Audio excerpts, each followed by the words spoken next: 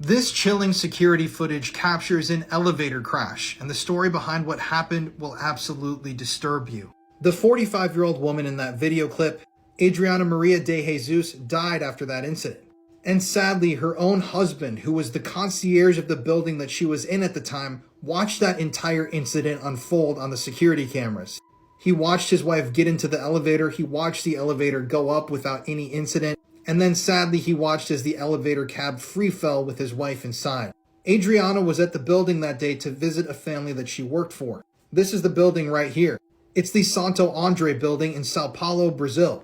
Now afterwards, this whole thing was investigated, and it turns out that this was just some sort of an accident. But as it turned out, the elevators inside of the building were over 60 years old. They had actually been installed when the building was first built, all the way back in the 1960s.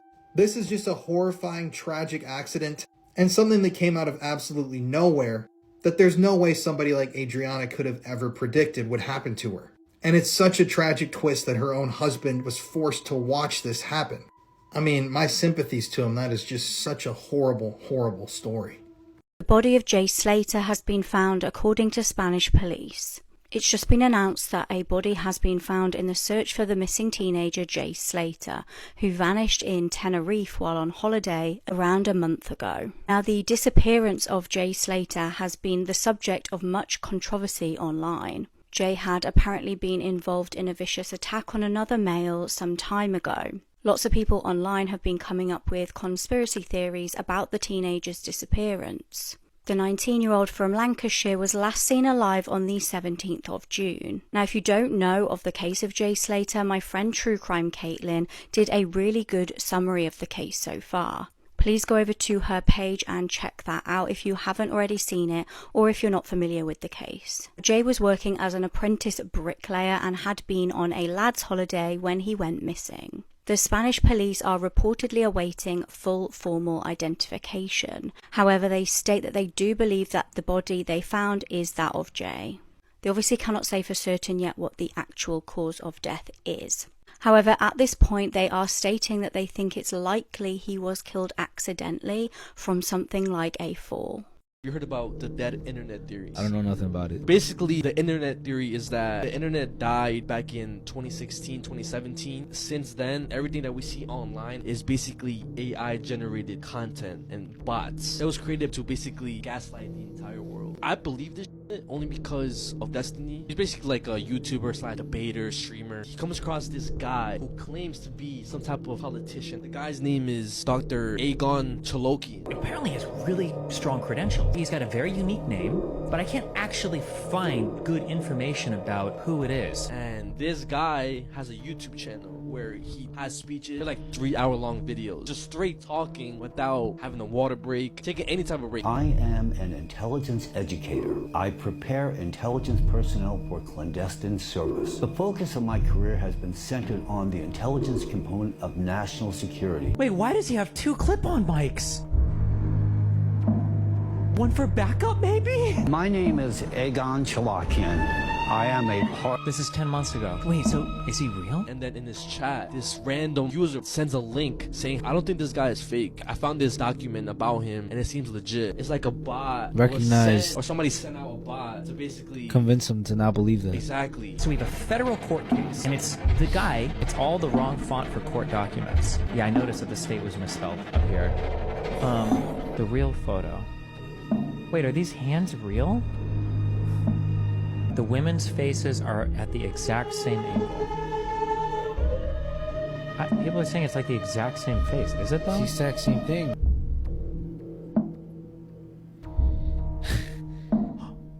No. Hold on. No. Wait. It is fake. This is a fake picture. This mother killed her 3-year-old daughter because SpongeBob SquarePants told her to. If you've never heard about this, you might want to. On September 17th, 2022 in Michigan, a police officer named Gerald Soboleski received a call from a man inside his sister's residence claiming that he found a human foot. So the officer then immediately drove to the residence, and when checking the back room, he found 2 garbage bags with one of them having a human foot sticking out of it, and unfortunately in one of the bags was the body of 3-year-old daughter Sutton Moser, who was stabbed multiple times before being stuffed into the bag. Police immediately got a search team together to find Sutton's mother, and eventually they did find her and she was passed out in a random graveyard. Turns out the 22-year-old mother named Justine Johnson was the culprit who stabbed and murdered her 3-year-old daughter, and was therefore immediately arrested by the police. When asked why she did it, it was later revealed that she was experiencing hallucinations from heroin withdrawals and not sleeping for approximately 2 weeks. So on the day of Sutton's murder on September 16th, 2022, Justine was hallucinating while watching SpongeBob SquarePants, who apparently instructed her to kill and take her daughter's life. She also said that if she didn't do what she did to her daughter, that they would kill her, and said she was afraid for her life and lost her mind. This case is just shocking and absolutely disturbing, and how could SpongeBob convince you to kill your own daughter? I guess she was hallucinating, but still, this is just absolutely crazy to wrap your head around. Rest in peace to Sutton, you did not deserve this at all. This is a story that everyone should know. This is Lisbeth Medina. She was a 16-year-old high school cheerleader who was found stabbed to death in her bathtub on December 5th. This is everything we know so far. On December 5th, Lisbeth's mom became worried about her after she didn't show up for an annual lighted Christmas parade in Edna, Texas. Lisbeth was supposed to be marching in the parade with her cheer squad, and when her mom couldn't find her, she rushed back to their home around 7 p.m. at the Cottonwood Apartments, and it was there that she discovered a gruesome scene. Lisbeth had been stabbed to death, and she was left in her bathtub. It was clear that she had been getting ready for the parade, and she was still in her pajamas. Edna police started looking for any leads because Lisbeth was just 16 years old. She didn't have any enemies, and this completely shocked the small community. Authorities soon discovered grainy surveillance footage of a possible suspect in the area, and they also disclosed a vehicle of interest, which was a silver Ford Taurus. Finally, on Saturday, police were given a tip which sent them to the small town of Schulenburg, Texas, and it was there that they arrested 23-year-old Rafael Romero at his family home.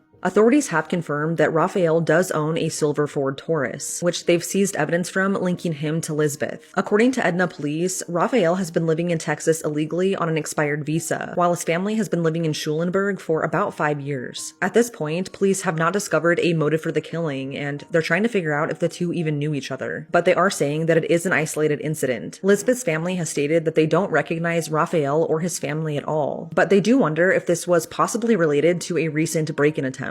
Lisbeth's mom said that a few weeks before her murder, someone tried breaking into their home, and it's now left them wondering if this was the same intruder who may have tried breaking in again, but was taken by surprise that Lisbeth was home. Rafael has since been booked into the Jackson County Jail and charged with capital murder. This story is just absolutely heartbreaking. Lisbeth's mom had her when she was just 16 years old herself. She said that they grew up together, and it was just them against the world. The two had just moved to Edna last year, which makes the story even more heartbreaking. Lisbeth was described as bubbly, happy, and confident, and she dreamed of becoming a nurse. Her face lit up whenever she cheered for her high school, and she'll be very missed. This should have never happened. I've attached a GoFundMe set up for the Medina family to help get them through this horrific time. And if you'd like to show your support and keep up to date with the information on the case, go follow the Facebook group Justice for Lisbeth Medina.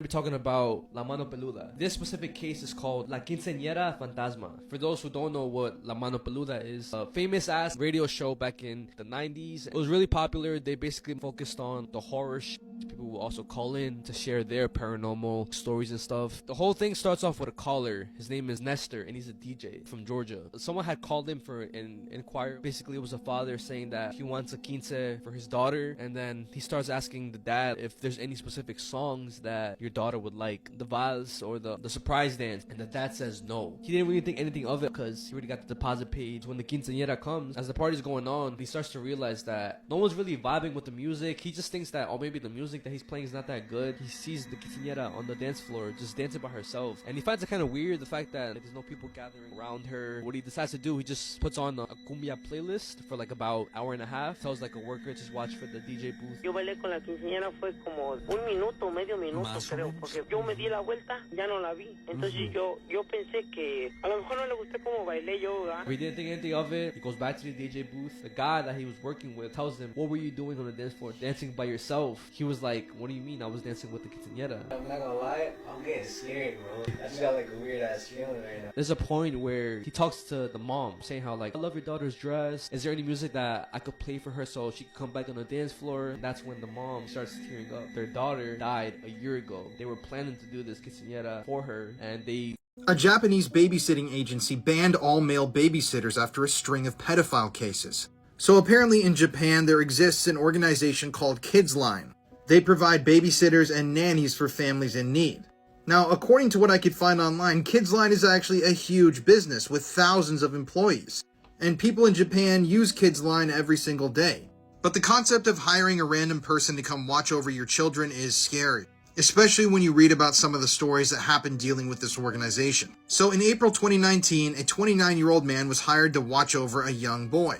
Apparently, while the boy's parents were gone, he fondled the young boy's lower body. Less than a year later, he was rearrested after he did the same thing to another child. Then on June 12, 2020, a 30-year-old male babysitter registered with the agency assaulted a young girl. The police said that this man touched the young girl's lower body, and the charge that they charged him with is carnal abuse against a minor. And this is only a few of the incidents reported.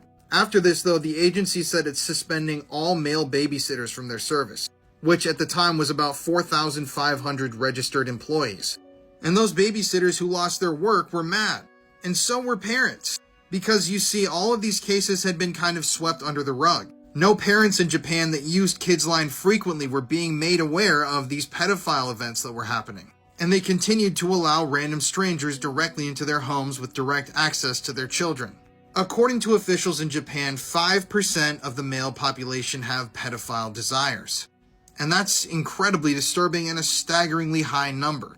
And I can't think of an easier way for a pedophile to gain access to a potential victim than through a service like this. I don't know, what do you guys think? Was this a drastic step banning all male babysitters, or was this a good move? This is by far one of the most disturbing carnival accidents caught on camera explained. In 2014, a terrible accident occurred at an amusement park in Orlando, Florida, resulting in the death of a 14-year-old boy. The incident took place at Orlando's Icon Park, where the free fall ride stands as the world's tallest freestanding drop tower, towering at a height of 430 feet. The victim, Tyrese Sampson from St. Louis, Missouri, slipped out of his seat during the ride. The primary cause of the accident was an operator error. The operator manually adjusted the seat restraint opening to accommodate Tyrese's weight, which was over 300 pounds. As a result, the restraint opening was nearly double the normal range. During the ride's descent, Tyrese slipped through the gap between the seat and the harness and tragically fell to the pavement, suffering fatal injuries. The autopsy revealed that Tyrese had numerous broken bones and internal injuries. His weight exceeded the ride's manual weight limit of 287 pounds. Now I'm going to explain the heartbreaking video. So if you've ever been on these rides, you know how they work. It slowly brings you up to the top and then it drops you down and then you stop kinda halfway when you get to the bottom. But as the ride slowed and came down, the momentum of it stopping threw Tyree out of his seat. And you see him being flung to the ground at a pretty fast speed. And seconds later, you hear his body hit the pavement floor. And it might be one of the most disturbing sounds you will ever hear. The best way I can describe it is the sound of a watermelon hitting the concrete from a high up distance, and just exploding all over the place. You hear the disturbing splatter sounds and the bones breaking, and you also hear the sound of the blood coming back and hitting the ground after the initial hit, meaning that poor Tyree's body just exploded. The video is absolutely disturbing, and as always, I do not recommend looking it up. I just thought I'd include it to give you guys some context. But nonetheless, this heartbreaking incident highlights the importance of strict safety protocols and proper operator training in amusement parks to prevent such tragedies in the future. This is just so sad and heartbreaking. Tyree was so young. May he rest in peace. There's a strange missing persons case happening right now out of Montana, and we should talk about it. This is Renee Arcand. She went missing during a 5-day camping trip near Glendive last June, and the details surrounding her disappearance are still a mystery. Renee was last seen on June 26th of this year at the Fish Intake Campground, which is a really popular paddle fishing site. At the time of her disappearance, she was traveling from Wisconsin, where she was from, to Oregon. And in that last week of June, she decided to stop and camp for a few days in Montana. In the days prior, Renee was working at the Buffalo Buffalo Gap Guest Ranch in North Dakota, which is about an hour east of Glendive. There she was working with a man who has not yet been publicly identified, and the two decided to camp together at the Fish and Take Campground, which is along the Yellowstone River. According to the man, on the night of June 26th, he, Renee, and her two dogs camped out in her dark blue 2011 Toyota Scion. He states that he went to sleep that night in her car with her two dogs, and when he woke up the next morning, Renee was gone. Almost all of her personal belongings were left behind, including the car, obviously, and her two dogs. But one material item was missing along with Renee, and that was her iPad. According to the man, he then spent the next few days looking for Renee, and he officially reported her missing 3 days later on June 30th. The Dawson County Sheriff's Office immediately started looking for Renee, and they, along with volunteers and Badlands Search and Rescue, have since searched the Yellowstone River and 20 miles around the area where she went missing. Almost every inch of the campground and surrounding areas have been searched, using boats, drones, cadaver dogs, helicopters, and even using sonar equipment. But absolutely no trace of Renee has been found, and it's like she vanished into thin air. The river was reportedly really high at the time and incredibly muddy and deep, and the current was estimated to be roughly 8 miles an hour. The sheriff has stated that it's really rare that someone goes missing in the Yellowstone River, but it does happen. Although they did state that they usually would have been found by now. No witnesses in the area saw Renee go into the river, although at this point, the police assume she did. It's important to note that on August 13th, just 2 months after Renee went missing, human remains were found in the area, but they have since been ruled out and do not belong to Renee. The man who Renee was camping with has reportedly been cooperating with law enforcement, and he did tell authorities his story of what took place. The DCSO has stated that so far the man's story does check out, and whatever reason he gave for having such a big time gap before reporting her missing makes sense. What's strange though is that one of Renee's beloved dogs, a Chihuahua mix named Bean, is also now missing in a separate but related incident. Apparently after Renee went missing, the man she was traveling with kept her dogs, Bean and Zizzy. But as he was driving back to North Dakota just a day after Renee was reported missing, he reportedly let Bean and Zizzy out to go to the bathroom, where they then both ran away. Zizzy was eventually found 15 miles outside of Glendive, but Bean is still missing. He was last seen near the Montana-North Dakota state line. The police still have Renee's car, and authorities have since tried to ping her iPad that is also still missing, but the location was turned off and it no longer has a connection. Workers at the campsite have confirmed that they did in fact see Renee at the campground the night she went missing, but it's now been 6 months, and Renee is still missing. So far, the police have said that this is not a criminal investigation, but the circumstances surrounding Renee's disappearance remain a mystery. Boaters, fishermen, and hunters in the area are asked to keep their eyes open for any clues. And if you were by chance camping at the Fish and Take Campground the week of June 26th, please try to remember if you might have seen Renee or her car. Renee is described as being 5'5", 150 pounds, and has brown hair and hazel eyes. She also has a tattoo on her wrist that says, "This too will pass." If you have any information at all, please contact the Dawson County Sheriff's Office at 406-377-5291. This woman's affair with her married boss ended in deadly consequences in the middle of a car park. Candy and Rob Hall had been together for years when they moved to Idaho from California in 2006. The pair had 2 teenage daughters and they both had fairly good jobs. Candy was a paralegal and Rob was a computer specialist. However, behind closed doors, things weren't as picture perfect as they seemed to the outside world. Candy had been heartbroken to find out that her husband had cheated on her. He'd been having an affair and Candy blamed herself. She felt that maybe it was her fault that the relationship between them had gone stale, and the pair decided to try and work things out. Candy's self-confidence had really taken a battering as a result of this. She ended up finding comfort in her colleague Emmett Corrigan. Now, it was 2010 and Candy had just started working at Emmett's new law office and they instantly clicked. They had chemistry, they really got on together well as friends and were also attracted to each other. However, Emmett was also married himself. He had a wife named Ashley and the pair had 4 children together, and Ashley was actually pregnant with their 5th. The chemistry though between Emmett and Candy was undeniable. They started an affair of their own.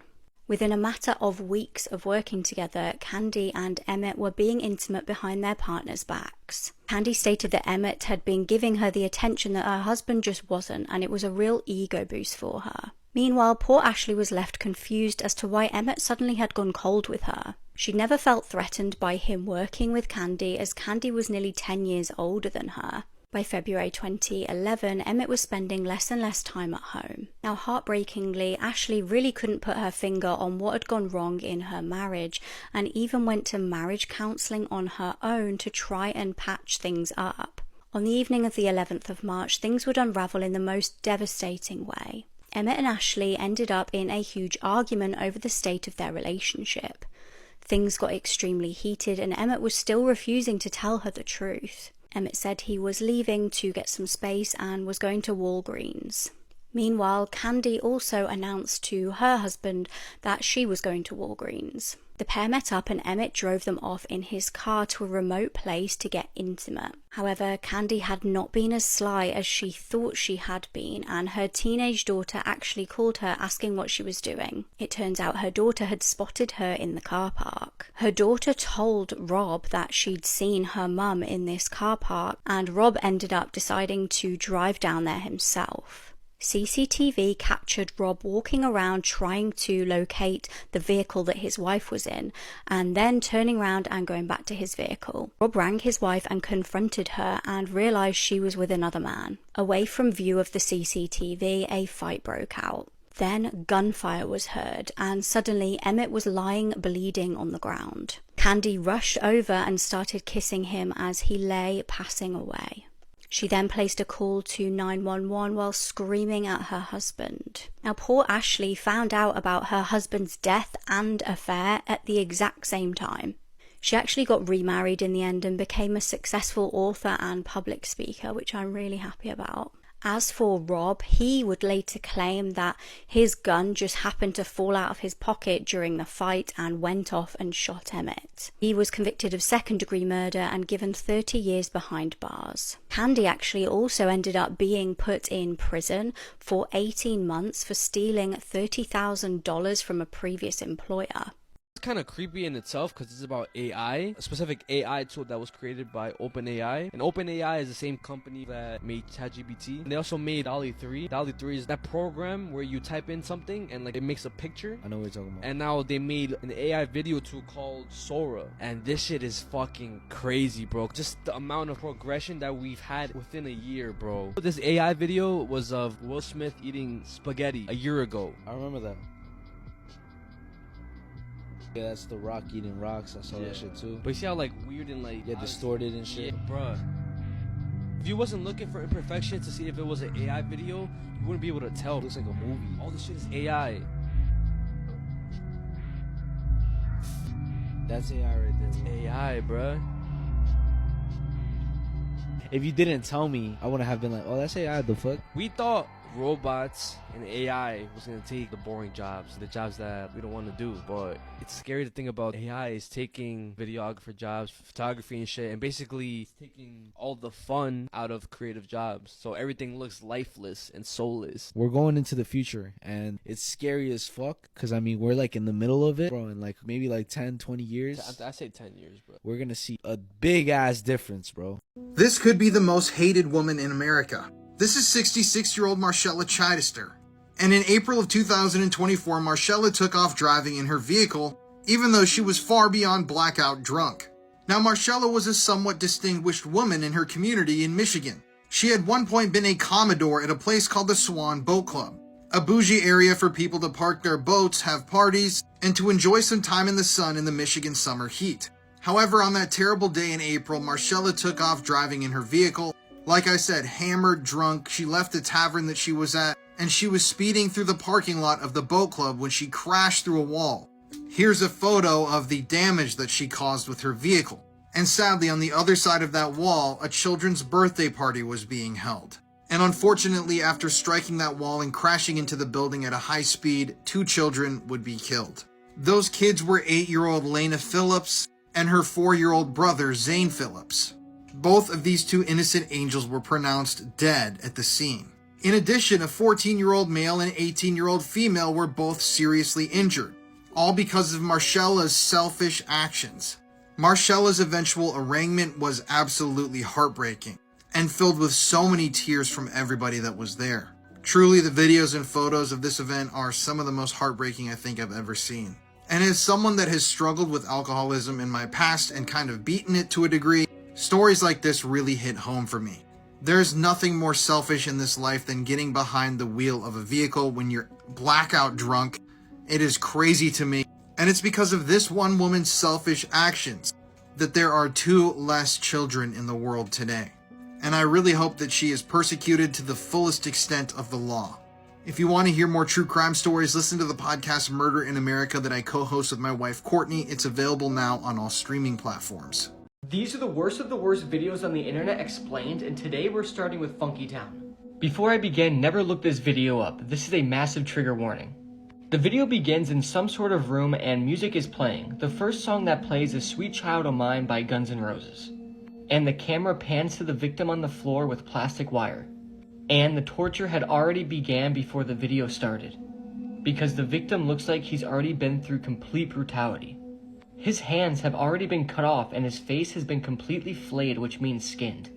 There is no skin on the victim's face at all, and his eyes have been gouged out. And there is an insane amount of blood all on the floor. But the most messed up part about this is that the victim is hooked up to some sort of IV, and the IV is pumping him with drugs to keep him alive. And completely aware, making sure he feels everything that is happening to him. At the start of the video, they try and slit his throat with a farming sickle and press it against his jaw. But when the victim begins to scream, they shove a box cutter in his mouth to shut him up. His screams are absolutely gut-turning. They kept going from screams to gurgling, from screams to gurgling. As the video progresses, they take the box cutter and slit his throat about 40 times. And keep in mind, the victim is still alive and aware of everything because of the drugs they are giving him to keep him alive. Also, the cartel members are mocking and laughing at the victim the entire time. They then continue to try and slit his throat with the box cutter and were going at his neck numerous times. All while the song Funky Town was playing in the background, hence the name of the video. The cartel members kept having to physically restrain the victim, meaning that there was still a lot of life left in him. And the amount of pain he had to be in is completely unimaginable. At one point in the video, a cartel member has his foot on his chest holding him down, and another time they shoved a pole in his mouth holding him in place. But the worst part about the video is towards the end, where the victim manages to loosen his arms from the restraints and immediately tries to touch his face. But remember, the victim has no hands to feel, no face at all, and no eyes to see. The victim was most likely in so much shock that he likely forgot he had no hands, but instinctively the victim still tries to touch his face. It's absolutely horrifying, and the video then concludes. Also, keep in mind the victim was still alive when the video ended, so who knows what else they did to him before he died. Because they were just keeping him alive to torture him. What makes Funky Town so horrifying besides what happens in the video is the mystery behind the video. We don't know the victim's name, we don't know why he was being tortured this way, or what he did. The only thing that we do know is that it took place in Mexico, and it's extremely horrifying to watch. You can make an argument that nobody has ever been tortured this bad in history. Funky Town is definitely one of the worst videos out there, and I don't recommend watching it ever. But to start off this series, Funky Town has the first spot. This has always been one of the strangest missing person cases, and there are finally some updates. This is Carly Gousset. She went missing on October 13th, 2018 from her family's home in Chalfont, California. She was officially last seen alongside US Highway 6 in Eastern California. 5 years later, police are now looking for evidence and clues in the town of Tonopah, Nevada. According to an investigator with the sheriff's office in Mono County, California, in March of 2021, his office received a phone call from a recovering drug user who reportedly saw Carly at a party in Tonopah. Tonopah is a historic mining town about 100 miles away from where Carly disappeared. Investigators have not yet released the witness's name or when he reportedly saw Carly, but they have seized a vehicle that they say may have picked Carly up alongside Highway 6 and taken her to Tonopah. This is a major breakthrough, as not a single trace of Carly has been found since she went missing. It's like she vanished into thin air. To kind of recap her case, the night before she disappeared, Carly, who was 16 years old at the time, told her family that she was going to a football game at her high school in Bishop, California. But instead, she secretly went to a house party with her then boyfriend and another friend. At the house party, Carly smoked weed, and not long after, she became frantic and paranoid. According to her boyfriend, she became erratic and was scared of the music and him. Carly then called her stepmom Melissa to come and pick her up in Highland Park, which isn't far from the family home. But by the time Melissa got there, Carly was nowhere to be found. She eventually found Carly walking down a dark road looking pale as a ghost about a mile away, and when she got in the car, she was still acting super paranoid and not really making sense. hands. When they got home, Melissa and Carly's dad Zachary tried to calm her down. They believed that whatever she smoked that night was possibly laced with another drug. Melissa spent the rest of the night with Carly trying to comfort her, and she even recorded an 8-minute-long conversation she had with Carly in hopes to show her why she should never do drugs again. During that recorded conversation, Carly was sobbing and said to Melissa, quote, "You're going to kill me." In which Melissa replied, quote, "Why would I do such a thing?" Carly can be heard asking to be taken to the hospital, but sadly, that never happened. Melissa eventually went to sleep, and the last time she saw Carly, she was in her bed, and it was around 5:45 that morning. When Melissa woke up for the day, Carly's cell phone was on the counter, the front door was slightly ajar, and Carly was missing. Melissa and Zachary searched the neighborhood, but when they couldn't find her, they called 911. A massive search was launched involving hundreds of volunteers and multiple different agencies, but no trace of Carly was ever found. There were, however, 3 eyewitnesses who claimed to have seen Carly the morning she disappeared. 2 witnesses were neighbors who lived only a few doors down from the Gousset family, who claimed to have seen Carly walking down White Mountain Estates Road holding a piece of paper and looking up at the sky. She was reportedly heading in the direction of Highway 6. A third eyewitness saw someone fitting Carly's description standing in the sagebrush on the side of that same highway, Highway 6. This is the exact same spot where tracking dogs lost Carly's scent. After Carly went missing, her stepmom Melissa started going live on Facebook trying to urge people to help in the search, and a lot of people watching kind of deemed her behavior as suspicious. But again, no one knows how they would truly act when something this horrible happens. Then in 2019, the case was featured on Dr. Phil, where Carly's mom Lindsay said that she suspects that Carly died from a drug overdose, and she questioned whether or not she ever made it out of that house alive. But to this day, police have found no incriminating evidence against Melissa or Zachary. Along with that, they've since both taken a polygraph and they both passed. There's been a lot that has happened since Carly disappeared, such as her dad Zachary being arrested on charges unrelated to her disappearance. In 2021, he was reportedly charged with a felony count of corporal injury to a spouse, but the arrest record has since been removed from the Mono County Sheriff's Office website. Again, this seems to be a domestic violence related incident and not connected to Carly's disappearance. There was also a video on YouTube that went viral from someone dirt biking who claimed to have found Carly or thought they found Carly while in the mountains. They used her picture in the thumbnail and used her story as clickbait. This was confirmed to not be her, but unfortunately, this misinformation spread like wildfire. As of today, 5 years later, Carly is still missing. Anyone with information is urged to contact the FBI at 1-800-CALL-FBI. However, according to the phrase, "You can't make this stuff up," might have known the story of real-life boogeyman, Albert Fish. A slight, elderly man with grey hair, no one suspected the kindly single father of being sadistic child murderer and cannibal. What are some of the craziest things people have confessed to at the end of their lives? Well, in this series, I've been sharing some of the wildest ones I've found. And if you'd like a full episode on this, I did one on the podcast. So this one comes from a Reddit user who said that right before their grandmother passed away at 98 years old, she confessed to her family that they were actually her second family. But it gets worse. It turned out that previously she had been married to an abusive man and had 2 kids with him. But one night she came home and she just had enough. She took the kids, she shot her husband, and she burned the whole house down. But she left her 2 kids at an orphanage and ran off to start a new life. This came as a total surprise to her family. She said that she had always wished she was able to find the 2 children and explain to them what had happened, but tragically she passed away a few days later. Blood-curdling facts that you wish you never knew. This video shows the last living polio survivor from the 1950s, Paul Alexander. He still uses his iron lung all day, every day. There are spiders that capture bats and large birds and eat their living bodies. Llama spit is actually projectile vomit. You never stop seeing. When your eyes are closed, you're actually just looking at your eyelids. And now, your eyes are closed. I'm sorry, I won't do it again. Being the second most fragile organ in your body, a single punch can completely rupture your liver. A study conducted over several years found that the TSA failed to catch 95% of guns, drugs, and other illegal paraphernalia going through airports. Selfies that were taken seconds before death, Part 2. Businessman Gia Lajuna attempted to take a selfie with a 1.5-ton walrus at a zoo in China. After climbing into the enclosure, the walrus grabbed him from behind, dragged him underneath the water, drowning him in a matter of minutes. Chinese daredevil Wu Yongjing was an Instagram celebrity best known for taking selfies on top of skyscrapers. While trying to take a selfie on top of a skyscraper in 2017, he lost his grip, falling 62 stories to his death. In 2014, during Spain's annual Running of the Bulls event, 32-year-old David Gonzalez decided to stop and take a selfie in front of two bulls that were colliding behind him. All of a sudden, a third bull that he didn't see came from his side and gored him to death.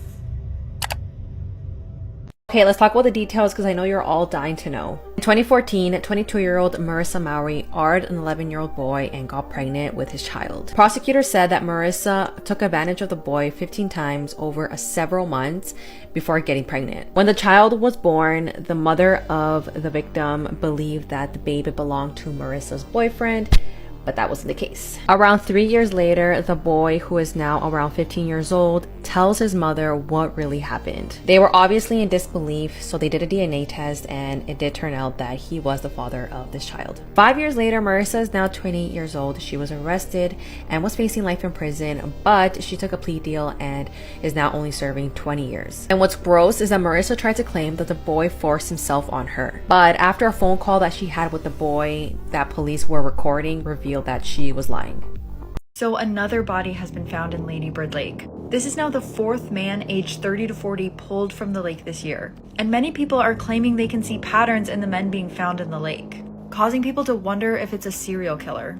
I just did a podcast episode breaking this all down, but here's some of what we know. So in 2018, these men were 3 of the 6 bodies recovered from bodies of water in downtown Austin. The police ruled that there was no foul play, but all 3 men were seen in the 2 popular bar areas in Austin, 6th Street and Rainey.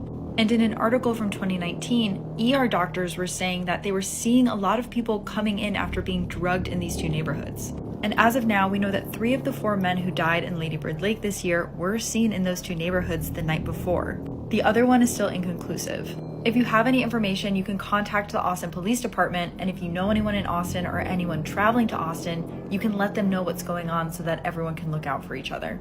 This podcaster was murdered after being stalked for several months. 33-year-old Zoe and her husband Mohammed were murdered in their own home in Redmond, Washington after 38-year-old Rahman broke in and shot them. Rahman found Zoe on a podcast app called Clubhouse. They befriended each other through a chat group where they talked about job opportunities in the tech industry. This is where Rahman's obsession began, and Zoe began to feel uncomfortable when she started receiving about 100 messages a day. Ramin began showing up at her house several times during the week. He started following her in public, he left gifts in front of her door, and even threatened to burn her house down. Zoe contacted police in December to get a restraining order, but it was difficult for authorities to serve the restraining order to Rahman because they couldn't locate him since he lived in Texas. On the day of the murder, at 1:45 a.m., Rahman broke in through Zoe's window and he first saw Zoe's mother. She was able to run out and go to the neighbor's house and call police. But at that point, it was too late. He gunned down Zoe and her husband Mohammed and then took his own life.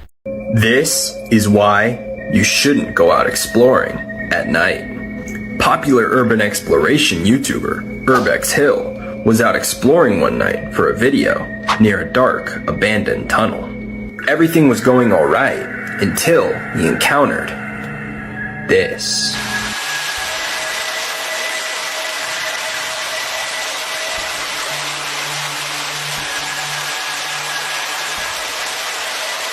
As you can see, 2 things seem to peer out from the corner and stare at him before running away. It's hard to tell what these things are as it's dark, but they appear to be very tall, skinny-looking creatures of some kind. So what do you guys think? Was this 2 strange-looking people in a dark tunnel at night? Or could these have been some sort of creature? Maybe a skinwalker? Let me know in the comments down below. These are scary games to play in real life, part 5. This is the Dry Bones game, and it involves summoning a demon that will kind of play the game of tag with you. You will need a bathroom with a mirror, some matches, and make sure nobody else is home with you. It also must be 12:01 at night when you start the game, and all electronic devices must be turned off. Make sure all your lights are turned off and then light your match. Now imagine something you want and say, I am aware of your presence. And I welcome you into my home, but not my body. Come now.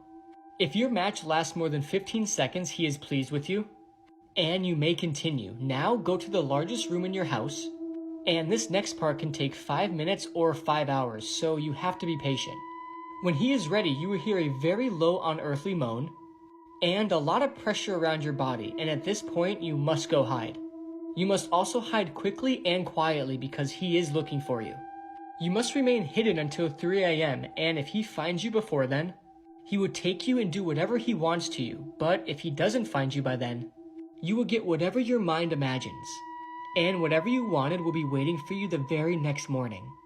A 38-year-old teacher has been accused of raping a 12-year-old student, and to make this situation even worse, she's allegedly pregnant with his child. 5th grade teacher Alyssa McCommon was arrested in September after she was accused of raping a student at her home in 2021. Alyssa, who is married and has 2 tween children of her own, reportedly befriended multiple children through video games before connecting with them on social media. Law enforcement has even accused her of allegedly creating a code word for the children to use so they could indicate they were alone so that she could allegedly send them nude photographs via Snapchat. She was released on a $25,000 bond, but then arrested again after law enforcement says she violated the terms of her bail agreement by allegedly reaching out to a 12-year-old victim on Snapchat. In court, prosecutors played a secretly recorded phone call between the teacher and the alleged 12-year-old father of her baby. In the phone call, she tells her alleged victim that she's pregnant with his child, that she would love and raise the baby, but for him not to tell anyone. She's facing charges of child rape, coercing a witness, and aggravated stalking and harassment, and she's due back in court in November. This man claims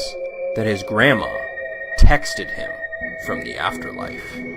On 29th October of 2022, my maternal grandma passed away after her health rapidly declined due to cancer. She passed away in the living room on her hospital bed, surrounded by my mother and great aunt who had been caring for her. Since she lived in a council house in the UK, our family had to clear the house before returning it to the council. My mother took charge of handling her will, banking matters, and tying up loose ends. As part of this process, she held onto my grandma's phone in case any of her friends contacted us. Although we didn't expect much, as my grandma led a somewhat of a solitary life. On October 31st, my mother had taken a few days off work to sort through some of her mother's belongings in the house. That day, she received a text on my grandma's phone that said, "I have passed on from this life." My mother felt a sinking feeling in her stomach upon reading it. When she told me, I was in disbelief. Things like this always intrigued me, but I never thought I would get to experience this. The phone number didn't belong to anyone in our family, and when we tried calling it, there was no answer or voicemail. Gypsy Rose Blanchard is getting out of prison. The child abuse victim who had her abusive mother murdered will be paroled on December 28th. Gypsy Rose is famously believed to be a victim of what used to be known as Munchausen syndrome by proxy. For her entire life, Gypsy's mom Dee Dee had her and everyone else around her convinced that Gypsy had leukemia, muscular dystrophy, sleep apnea, learning disabilities, fatal allergies, hearing problems, eye problems, you name it, and she had her medically treated for all of these ailments that were fake. Gypsy didn't know how old she was. She used a wheelchair. She ate through a feeding tube, had all of her teeth pulled, and her head was shaved so it looked like she was going through chemotherapy. Gypsy only realized what was going on when she was in her late teens, and she believed the only way out was to kill her mom. Gypsy convinced her secret boyfriend, Nick, to do the deed. She brought a knife, gave it to him, and then hid in the bathroom so she couldn't see or hear the murder happening. Nick stabbed Dee Dee in the back 17 times while she slept, and afterwards, he and Gypsy went to the room next door and had sex. Gypsy pled guilty to second-degree murder and was sentenced to 10 years in prison. She will have served 85% of that sentence when she's paroled. Even after all this time, I'm still wondering who the villain and the victim is in the story. This man killed his entire family when he was younger, and now he's a college professor. On August 4th, 1967, 15-year-old James Gordon Walcott grabbed a .22 long-barrel rifle and killed his father, mother, and 17-year-old sister in cold blood. When asked what drove him to pull the trigger, Walcott told the investigators that he hated his family. The teenager claimed he was tired of his mother's loud chewing, his sister's bad accent, and his father's disapproval of Walcott's anti-war views. The 15-year-old felt as though his family was conniving against him to drive him out of his mind. At the end of the 6-month trial, the jury acquitted Walcott by reason of insanity, and he was admitted into Rusk State Hospital on February 2, 1968, where he spent 6 years. 2 years after his release from the hospital, James Walcott legally changed his name and vanished. Nearly 40 years later, James Walcott resurfaced as an award-winning professor of psychology. In 1976, after changing his name to James St. James, the teenager went on to earn a PhD in psychology and joined the Millikan University in Illinois. Described as an older hippie by his colleagues, St. James has now been teaching at Millikan for over 30 years and won the college's Teaching Excellence and Leadership Award in 1997. Soon after, Dr. St. James was offered the position of chairman at the Department of Behavioral Sciences.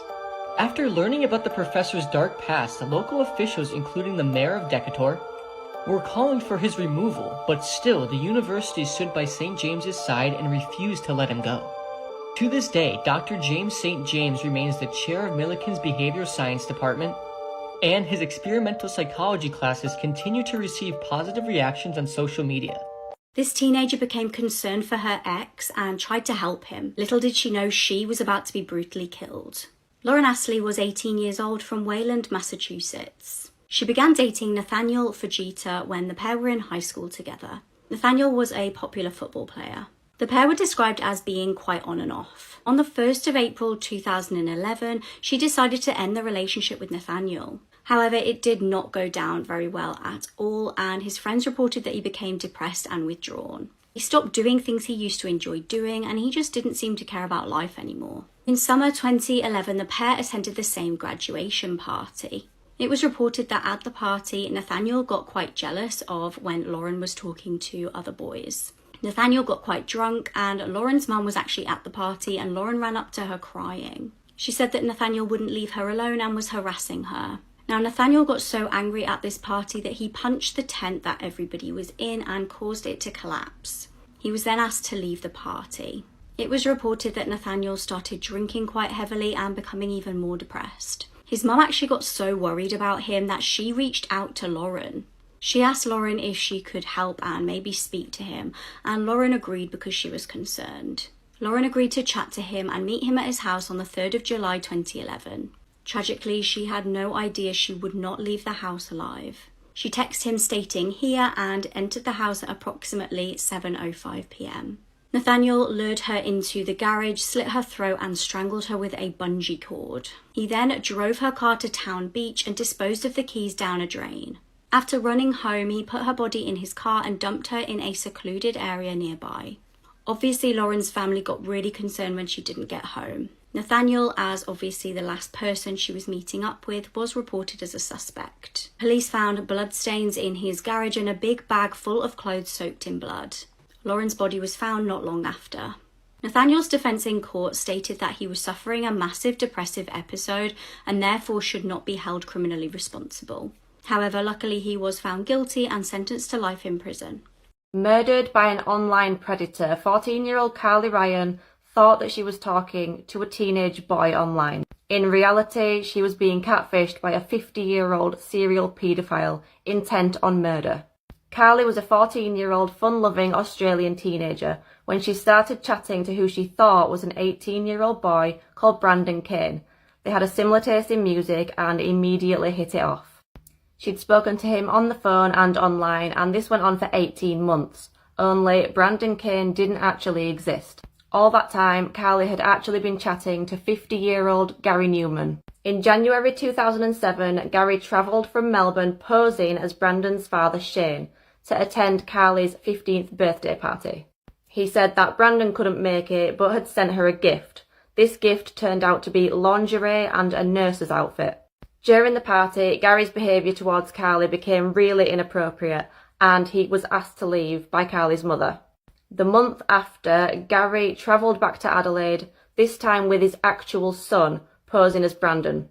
They convinced Carly to meet up with them at a beach in Port Elliot. She told her mum she was going to a sleepover, and she was never seen alive again.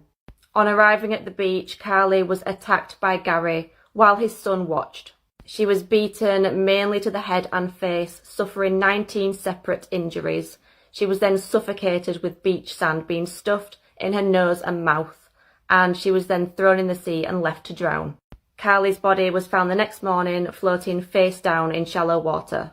Police immediately started looking at CCTV, and Carly was spotted with 2 men who had arrived in a pale blue car.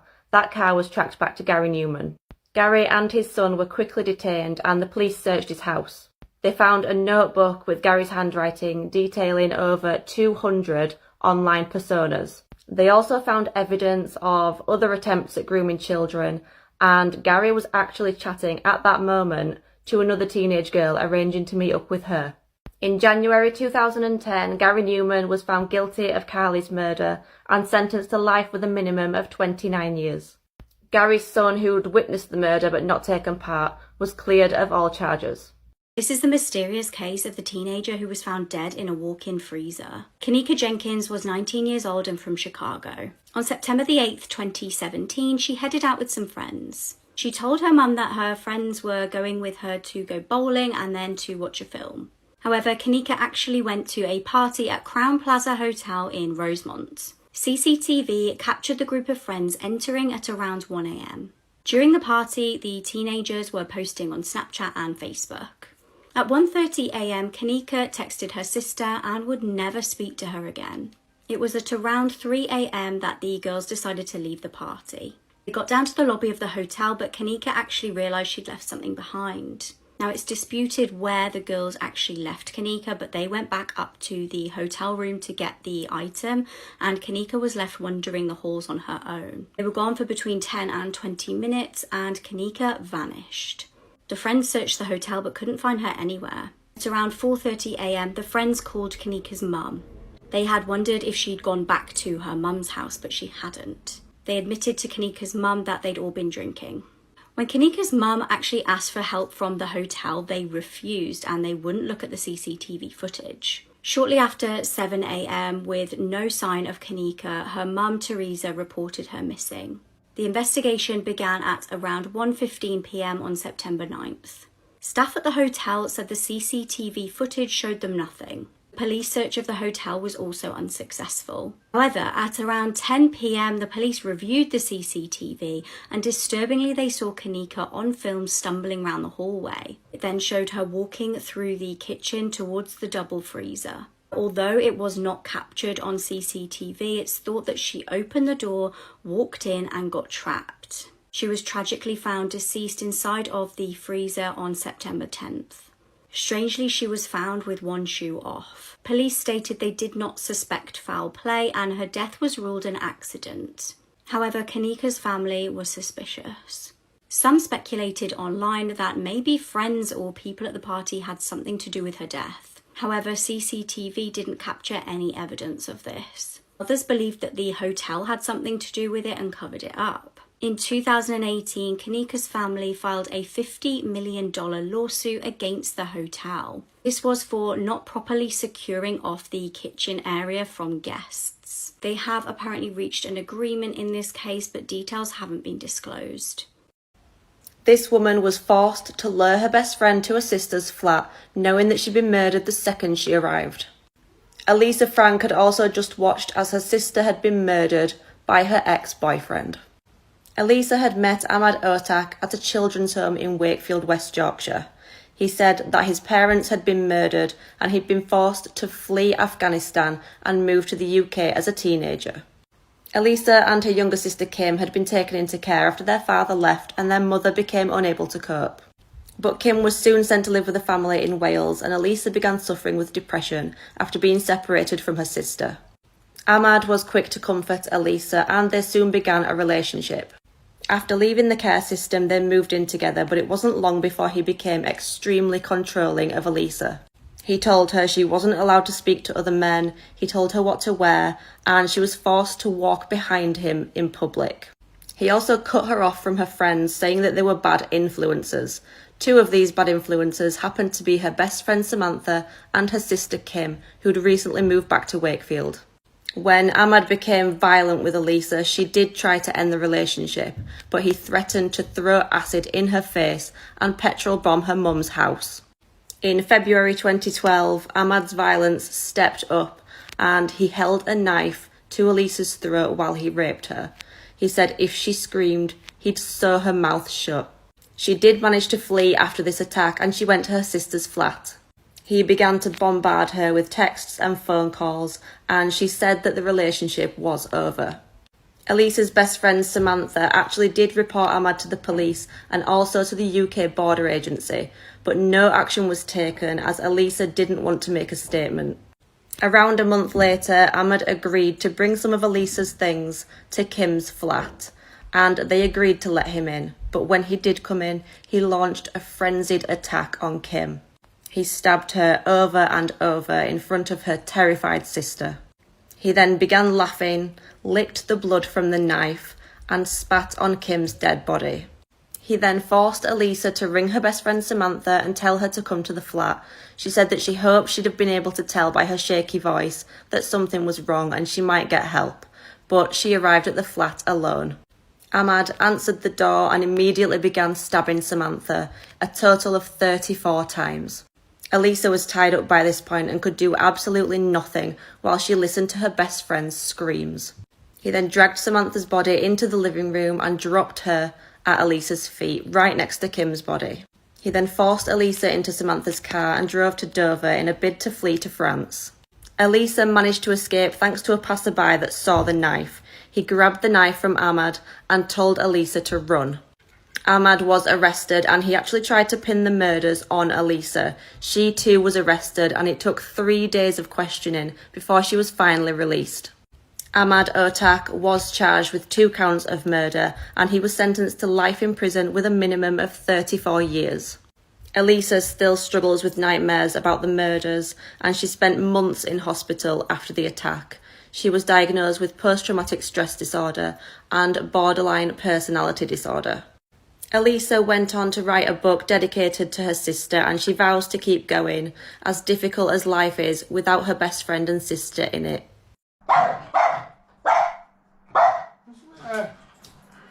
What? Look in there, mate. Look in there. What? Look in there. This little girl was kidnapped in 2018 and has just been found. On the 25th of October 2018, 4-year-old Aranza Lopez was on a supervised visit with her biological mum. Her mum, Esmeralda, was being investigated over abuse allegations, so Aranza was actually in foster care at the time. It was arranged that the pair would have a supervised visit at a Washington shopping centre. However, during the visit, Esmeralda requested to take Aranza to the toilets and used the opportunity to snatch the little girl in a stolen vehicle. The FBI were notified and a huge search for Aranza and even advertised a $10,000 reward. It wasn't until a year later that Esmeralda was found and arrested, but there was still no sign of the little girl. That was until last month. She was recovered by Mexican authorities in February in western Mexico. In 2021, Esmeralda was actually extradited back to Washington state and pled guilty to second-degree kidnapping and robbery. She was sentenced to 20 months in prison. This woman screamed, "I don't want to die," as she was dragged to her death in a horrifying theme park incident. Kelty Byrne was a Canadian student animal trainer and competitive swimmer.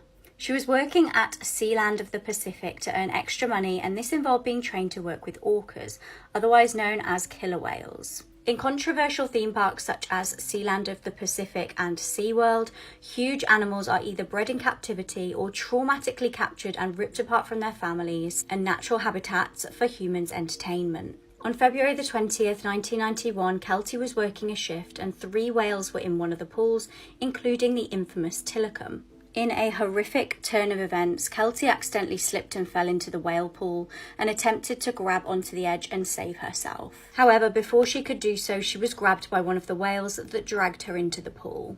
The 3 whales then began throwing Kelty around, with many speculating that they may have simply thought this was a game. Others theorised that the whales were so traumatised and angered by their lives in tiny little pools that they took it out on Kelty. She was dragged under the water and then back up, screaming, "I don't want to die." After this horrific ordeal, she eventually drowned. It's reported that she was absolutely covered in bruises, was completely battered, and also covered in teeth marks.